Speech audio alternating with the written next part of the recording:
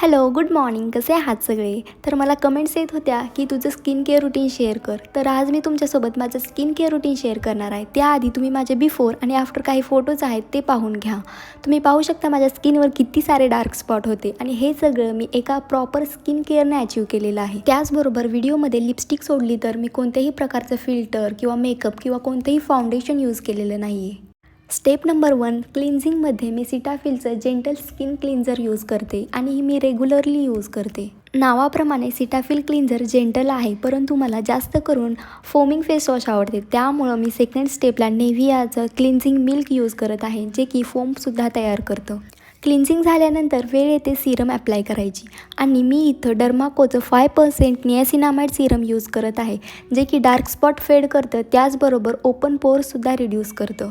त्यानंतर मॉइश्चरायझरसाठी मी सेरावेची moisturising cream use करते आणि खरं सांगायचं तर ही स्किन अचीव करायला मी खूप मेहनत घेतलेली आहे. मला स्किनवर डार्क स्पॉट किंवा पिंपल्स आलेले बिलकुल आवडत नाही.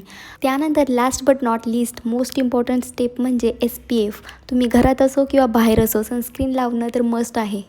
मी इथं डर्माकोचं 1% हायलुरॉनिक ॲसिड सनस्क्रीन स्प्रे यूज करत आहे आणि डॉक्टरनी सांगितल्याप्रमाणे मी दिवसातून हे 3 वेळा ॲप्लाय करते.